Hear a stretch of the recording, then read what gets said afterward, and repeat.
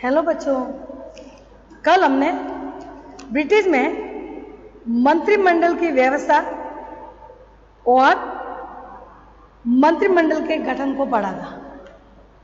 आज हम BA second year में मंत्रिपरिषद और मंत्रिमंडल में अंतर में पढ़ेंगे, लेकिन कल थोड़ा सा बाकी रह गया था, वो थोड़ा पढ़ेंगे हम कि 1937 के 1937 के सम्राट के मंत्री परिनियम अनुसार वर्तमान समय में मंत्रिमंडल के पद कौन कौन से हैं वो थोड़ा देखना है। तो अब वर्तमान में कौन कौन से मंत्रिमंडल के पद हैं, तो पहला है प्रधानमंत्री तथा राजकोष का प्रथम लॉर्ड, यानी प्रधानमंत्री और उसके साथ राजकोष का प्रथम लॉर्ड। दूसरा चांसलर ऑफ एक्सचेंजर या वित्त मंत्री, यानी दूसरा है वित्त मंत्री। तीसरा है गृह विभाग का सचिव। चौथा है उपनिवेशों का सचिव। पांचवा है विदेश विभाग का सचिव। छठा है नौसेना का सचिव। सातवां है युद्ध सचिव, यानी ये सब अपने अपने विभागों को बांटा गया, तो वर्तमान में ये सब है। आठवां है जल सेना का लॉर्ड। ये लॉर्ड है जो बच्चों वो सम्राट द्वारा नियुक्ति दी जाती है, उसके पीछे लॉर्ड लगता है, और सचिव वगैरह वो प्रधानमंत्री द्वारा नियुक्त किया जाता है। 9वां है स्कॉटलैंड का सचिव। 10वां है व्यापार मंडल का अध्यक्ष। 11वां है शिक्षा बोर्ड का अध्यक्ष। 12वां है कृषि और मत्स्य विभाग का सचिव। 13वां है स्वास्थ्य विभाग का मंत्री। 14वां है यातायात विभाग का मंत्री, और 15वां है श्रम मंत्री। 16वां है लॉर्ड प्रिवी सील का मंत्री। 17वां है पोस्ट मास्टर जनरल मंत्री। 18वां है लॉर्ड प्रेसिडेंट ऑफ काउंसिल, और 19वां है first commissioner work and pension, और लास्ट 20वां है ऑर्डिनेशन मंत्री। ये सब मंत्रिमंडल के सदस्यों की संख्या कम या अधिक हो सकती है। तो कल का थोड़ा ये मंत्रियों की संख्या बाकी थी, वो हमने पढ़े। ये मंत्रिमंडल की सदस्य संख्या निश्चित करना, उसके स्तर निर्धारित करना और उनमें विभागों का वितरण करना प्रधानमंत्री का ही कार्य होता है। मंत्रिमंडल का निर्माण हो चुकने के बाद या हो जाने के बाद भी प्रधानमंत्री मंत्रिमंडल का कोई भी परिवर्तन कर सकता है। किसी एक राजनीतिक दल को लोक सदन में स्पष्ट बहुमत प्राप्त न होने पर संयुक्त मंत्रिमंडल या संकट की स्थिति में राष्ट्रीय मंत्रिमंडल का निर्माण किया जा सकता है। युद्ध काल में मंत्रिमंडल की भी एक आंतरिक समिति के रूप में युद्ध मंत्रिमंडल का गठन किया जा सकता है, जैसा कि प्रथम और द्वितीय विश्व युद्ध के समय किया था। यानी युद्ध के समय नए मंत्रियों का जल, थल और सेना और वायुसेना, ये तीनों सेना का मंत्री बनाया जा सकता है। इसके अलावा ये सारे मंत्री प्रधानमंत्री की नियुक्ति देता है या प्रधानमंत्री उनमें फेरबदल भी कर सकता है। ठीक है बच्चों, अब हम पढ़ेंगे मंत्रिपरिषद और कैबिनेट मंत्री में अंतर। तो थोड़ा सा परिचय है। साधारणतया लोग मंत्रिपरिषद तथा मंत्रिमंडल को एक ही संस्था मान लेते हैं, लेकिन ये दोनों एक दूसरे के पर्यायवाची नहीं है। यानी लोग मानते हैं कि मंत्रिपरिषद और मंत्रिमंडल दोनों एक ही संस्था है और इन दोनों में पर्याप्त अंतर है। मंत्रिपरिषद प्रोफेसर आग के अनुसार एक वृहद संस्था होती है जिसमें राजनीतिक कार्यपालिका के सभी पदाधिकारी होते हैं जो संसद के सदस्य होते हैं और लोक सदन के प्रति या लोकसभा के प्रति उत्तरदायित्व होते हैं, और वो तब तक अपने पद पर रहते हैं जब तक लोक सदन में उसको बहुमत का समर्थन प्राप्त है। तो ये है मंत्रिमंडल, यानी कार्यपालिका का पदाधिकार जो संसद के सदस्य होते हैं और लोक सदन यानी लोकसभा के प्रति उत्तरदायित्व होते हैं, क्योंकि वो कार्यपालिका में भी आते हैं, क्योंकि जो व्यवस्थापिका से ये कार्यपालिका में चुने जाते हैं। ये है मंत्री परिषद। मंत्री परिषद में सारे मंत्री आ जाएंगे, उसके पास विभाग हो चाहे न हो। लेकिन मंत्रिमंडल, जैसे कि रैमजी मौर्य कहते हैं कि मंत्री परिषद का हृदय है, शासन का परिचायक यंत्र है, जिसमें सभी महत्वपूर्ण विभागों के राजनीतिक अध्यक्ष सम्मिलित रहते हैं। साथ ही कुछ प्राचीन तथा प्रतिष्ठित पदों की या पदों के अधिकारी भी। इस प्रकार मंत्रिमंडल को मंत्री परिषद रूपी वृत्त चक्र का आंतरिक चक्र कहा जाता है। यानी सारे मंत्री जो विभाग नहीं है, जो संसद के सदस्य है, कार्यपालिका के, सारे मिलकर, जिसके पास विभाग नहीं है वो सारे होंगे मंत्री परिषद, और जिसके पास विभाग है वो है मंत्रिमंडल या कैबिनेट मंत्री कहा जाता है। तो शुरुआत करते हैं मंत्री परिषद और कैबिनेट या मंत्रिमंडल में अंतर। पहला अंतर बताया है बच्चों, आकार के रूप में भेद। अंतर या भेद दोनों एक ही है, आकार या रूप में भेद। मंत्रिमंडल का आकार मंत्री परिषद की तुलना में छोटा होता है। मंत्री परिषद के सामान्यतः 70 से लेकर 90 तक सदस्य होते हैं और अक्टूबर 1964 में हेरल्ड विल्सन द्वारा निर्मित मंत्री परिषद में तो 101 सदस्य थे, किंतु मंत्रिमंडल के सदस्यों की संख्या 18 से 22 के बीच में हो गई। यानी आकार में भेद। मंत्री परिषद का आकार तो ज्यादा होगा, उसमें ज्यादा मंत्री 101 तक सदस्य हो सकते हैं मंत्री परिषद में, 70 से 90 से लेकर 101 तक। लेकिन मंत्रिमंडल में 18 से 20 के बीच में, जो अभी ये 20 हमने ये इनके मंत्रिमंडल के विभाग पढ़े, जो अभी पढ़ा के व्यापार मंडल अध्यक्ष, शिक्षा बोर्ड अध्यक्ष, ये सारे विभाग उनके पास होते हैं, वो है मंत्रिमंडल। तो आकार में भेद, यानी मंत्री परिषद आकार में ज्यादा है और मंत्रिमंडल या कैबिनेट मंत्री आकार में छोटा है। दूसरा है पद संबंधी अंतर या भेद। पद में भी बच्चों भेद कहा जा सकता है। दोनों का दूसरा महत्वपूर्ण अंतर पद संबंधी है। समस्त राजनीतिक कार्यपालिका को मंत्री परिषद के नाम से जाना जाता है। यानी कार्यपालिका में जो भी मंत्री आते हैं वो सारे मंत्री परिषद के नाम से जाना जाता है। और उसमें कई श्रेणियों के सदस्य होते हैं, जैसे मंत्रिमंडलीय स्तर के मंत्री, जो मंत्रिमंडल के सदस्य होते हैं, इनमें से कुछ किन्हीं विशेष विभागों के प्रधान होते हैं और कुछ बिना विभाग के मंत्री होते हैं।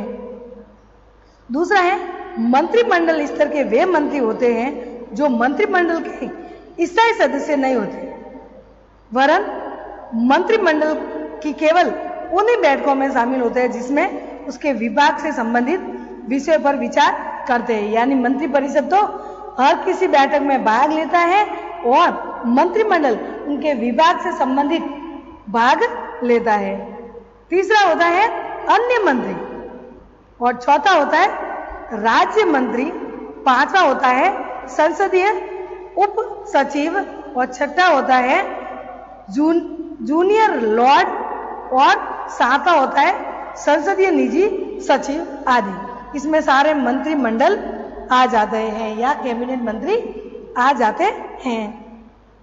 मंत्री परिषद के सदस्यों की इन विभिन्न श्रेणियों में से केवल प्रथम श्रेणी के सदस्य मंत्रिमंडल के सदस्य होते हैं।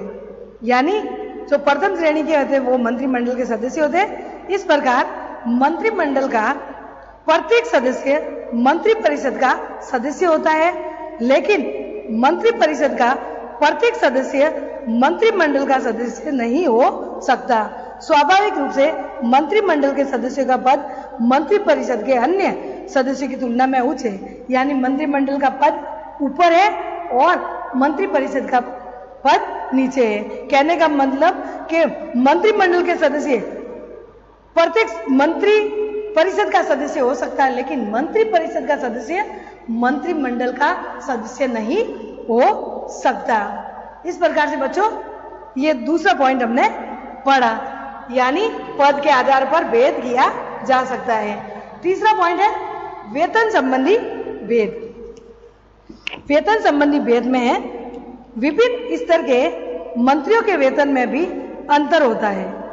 वर्तमान समय में प्रधानमंत्री को प्रतिवर्ष 1,63,418 1,63,418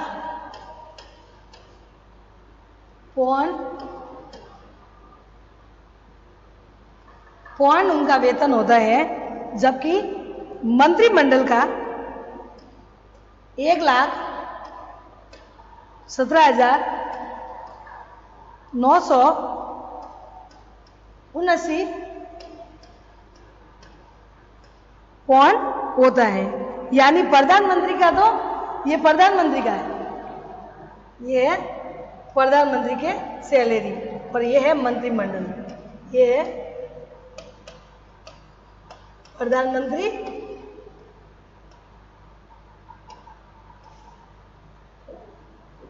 और ये है मंत्री मंडल की सैलरी। ये प्रतिवर्ष एक साल की इतनी सैलरी होती है। तो इस प्रकार से हमने बच्चों आकार में और पद में देखा, और अब वेतन संबंधी में पढ़ा कि इसमें वेतन संबंधी अंतर। वेतन संबंधी में क्या अंतर है? विभिन्न स्तर के मंत्रियों के वेतन में भी अंतर होता है। वर्तमान में प्रधानमंत्री को प्रतिवर्ष 1,63,418 पौंड प्रधानमंत्री को प्रतिवर्ष वेतन मिलता है, और मंत्रिमंडल को 1,17,979 पौंड वेतन प्रतिवर्ष मिलता है।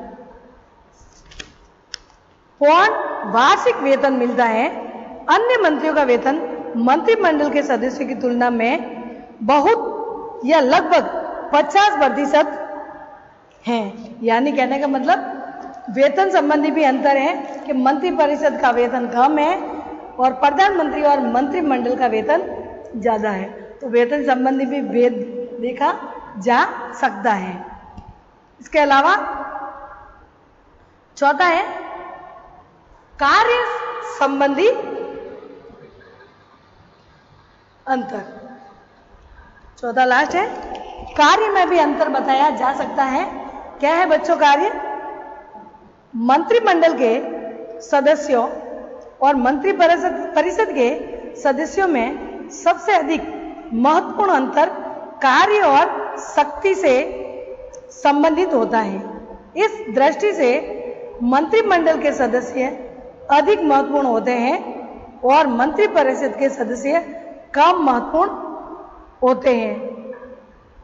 मंत्रिमंडल के सदस्य सामान्यतः विभिन्न प्रशासनिक विभागों के अध्यक्ष होते हैं।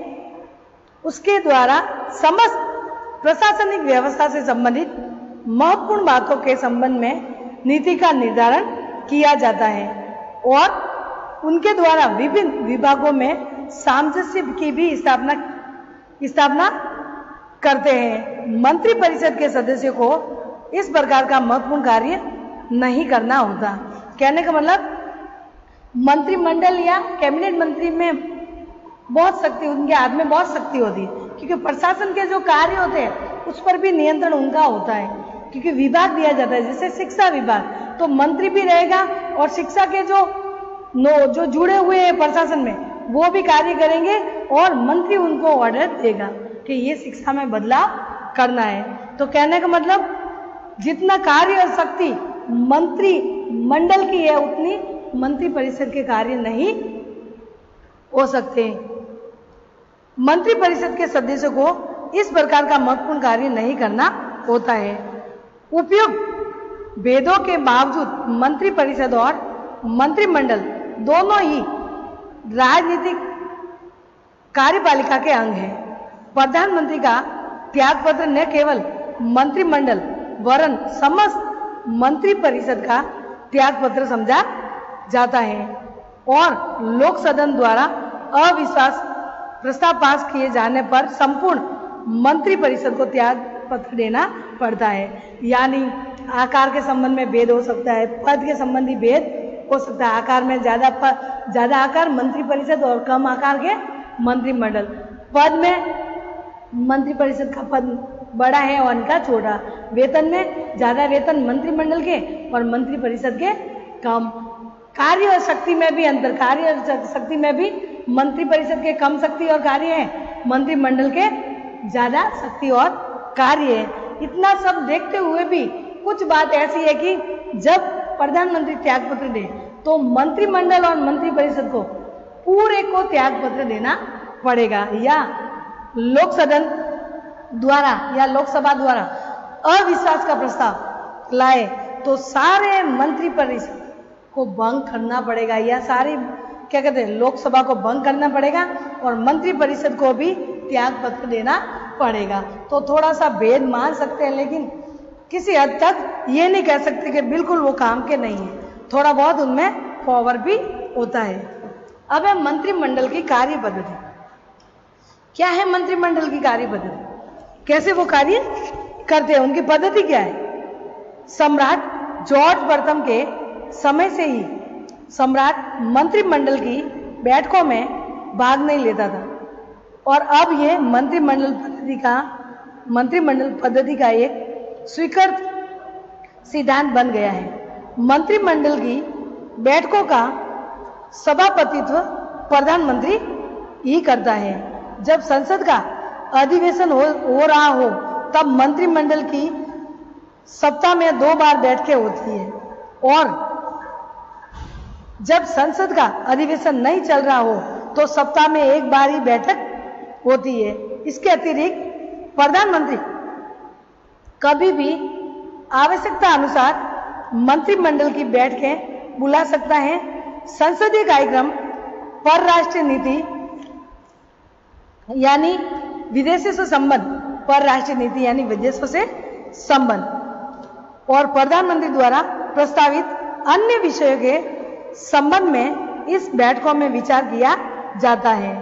अपने कार्य के सुचारू संचालन के लिए मंत्रिमंडल के द्वारा अनेक स्थायी और अस्थायी समितियों का निर्माण किया जाता है। इनमें से कुछ समितियां इस प्रकार है, जैसे कि विधान समिति, प्रतिरक्षा समिति, लॉर्ड प्रेसिडेंट की समिति, आर्थिक नीति की समिति, उत्पादन समिति। मंत्रिमंडल की सहायता और वास्तविक प्रशासन के संचालन के लिए मंत्रिमंडलीय सचिवालय होता है, यानी सारे कार्य कर सकते हैं मंत्रिमंडल। मंत्रिमंडल के कार्य पद्धति में कहे तो अंतर्राष्ट्रीय प्रधानमंत्री और दोनों मंत्रिमंडल अंतर्राष्ट्रीय संबंध बना सकते हैं, एक दूसरे देश से संधि कर सकते हैं, आयात निर्यात करने में वो नीतियां बना सकते हैं। इसके अलावा वो समितियां स्थायी और अस्थायी समितियां बना सकते हैं। जैसे कि युद्ध हुआ तो युद्ध के समय उस समय युद्ध की समिति बना सकती है कि इनको जो जल सेना, थल सेना, वायु सेना का कोई प्रमुख रख सकते हैं। प्रमुख तो होगा, उसके अलावा समिति बना सकते हैं कि इनका कार्यभार आप संभालोगे। इस प्रकार से बच्चों मंत्रिमंडल परिषद और मंत्रिमंडल में ये अंतर आए हैं।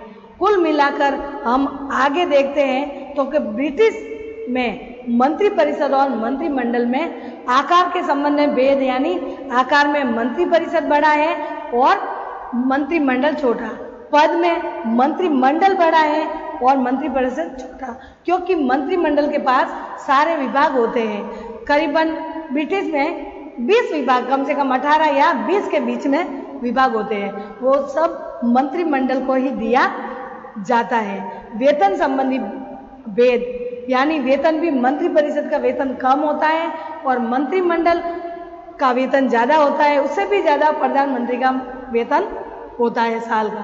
तो इस प्रकार से कार्य व शक्ति संबंधी भी देखा कि कार्य और शक्ति में भी मंत्रिमंडल ही आगे है, तो मंत्रिमंडल को ज्यादा शक्तियां हैं और कार्य भी उनके ज्यादा कहे जा सकते हैं। मंत्रिमंडल की कार्य पद्धति में भी देखें तो मंत्रिमंडल को दूसरे देशों पर राष्ट्रीय से संबंध बनाना, अंतर्राष्ट्रीय संबंध बनाना, नीतियां बनाना, आयात निर्यात की नीतियां बनाना, जो संधि करना, एक देश दूसरे देशों से संधि करना, ये सारी बातें मंत्रिमंडल ही कर सकते हैं। प्रधानमंत्री और मंत्रिमंडल, मंत्रिपरिषद नहीं कर सकती। लेकिन मंत्रिपरिषद जब त्याग पत्र प्रधानमंत्री देता है तो मंत्रिपरिषद को भी देना पड़ेगा। इस प्रकार से हमने बच्चों ब्रिटिश में मंत्रिपरिषद और मंत्रिमंडल में भेद या अंतर पढ़े।